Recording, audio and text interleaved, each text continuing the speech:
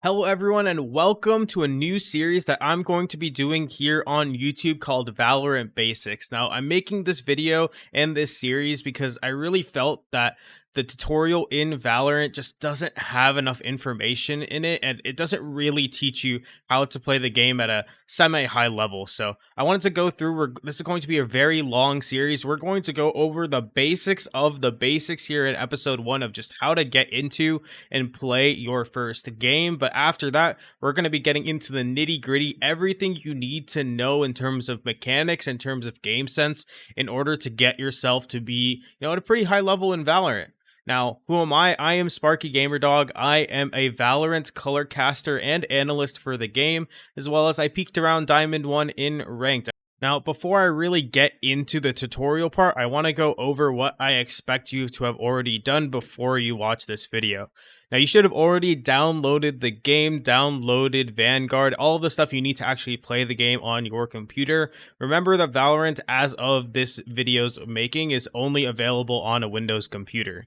Secondly, I expect you to have already logged into the game, and when you first log in, you'll be greeted with a pop-up that tells you to play the tutorial. Make sure you play to the tutorial since it tells you all the basics in terms of the keybinds for the movement, how to buy a gun, how to plant the spike, all of that. Now, after you complete the tutorial, you are going to be transported to this screen right here, which is the home screen. Now, let's go over how to get into your first game. You want to hit the play button right there, and now we are in kind of like the party select. Here you can invite friends if you want, or you can just go straight into games. There are a bunch of different game modes like Deathmatch, like Spike Rush. Deathmatch is more to just, warm up your aim. Spike Rush is kind of a fun little mini game you can play. Competitive is the ranked experience. You won't have that yet until you win 10 unrated games.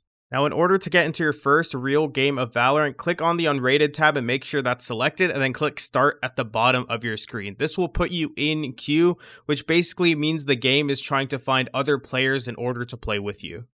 After matchmaking, you will be shown a brief loading screen which displays the map you'll be playing on for this next match, and then you will be put into pregame, which is agent select. While we're in this loading screen, let's talk about maps. At the time of making this video, there are currently 6 maps in rotation in queue. There is Haven, Split, Bind, Ascent, Icebox, and Breeze. We'll go over these maps more in a later video, but just know that each of these maps has a unique feature to them. You'll understand the nuances of the maps more as you play the game.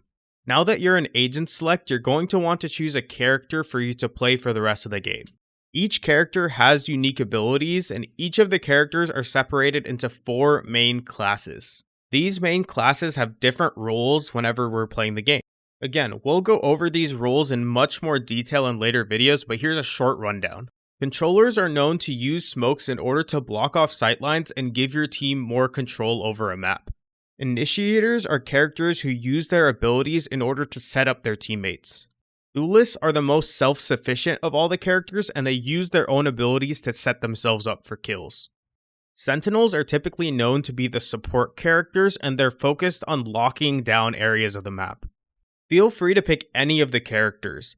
Although all of them have different roles and abilities, the abilities are meant to augment the gunplay, which is the focus here in Valorant.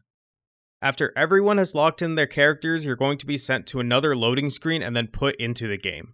Now, this is where it gets kind of complicated, so be sure to listen up.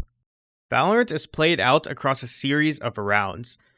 In the end, the team that gets the 13 round wins will end up winning the game. Now, there's 4 different phases to each round. There's buy phase, there's pre-plant phase, there's post-plant phase, and there's post-round phase. In buy phase, you'll be able to press B on your keyboard and buy any gun as long as you have the money to do so. You can also buy armor, and you can also buy abilities. You get money for pretty much doing anything in this game, whether it's winning a round, losing a round, getting a kill, planting the spike, or defusing the spike. In addition, during buy phase, you are going to be able to move around behind the spawn barriers. Defenders will typically be able to move around more of the map, having access to the sites in order to set up their defenses and abilities, or just positioning of their characters. After buy phase comes pre-plant phase. At this point, the barriers will drop, you will be able to freely move around the map and engage the enemy team. Now at this point, if you are an attacker, you pretty much have 2 main objectives.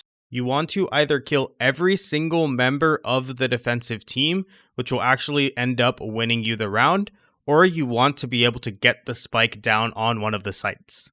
If you are a defender, you also have two objectives. You either want to eliminate every single person on the attacking side, this will actually end up winning you the round, and you want to prevent the spike from being planted on either of the sites.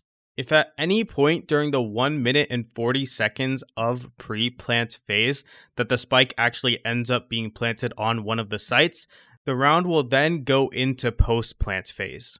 During this phase of the game, the objectives for each side change slightly. The attackers either want to kill every single one of the defenders, which will make them win the round, or they want the spike to go off, which will also allow them to win the round. If you are a defender, your primary objective now is to defuse the spike. If at any point you are able to defuse the spike before it blows up, then you will have won that round as a defender, even if any attackers are still alive. Remember that this post-plant phase only happens once the spike is planted. If the attackers fail to plant the spike, then we will skip phase 3 and go straight into phase 4, which is post-round.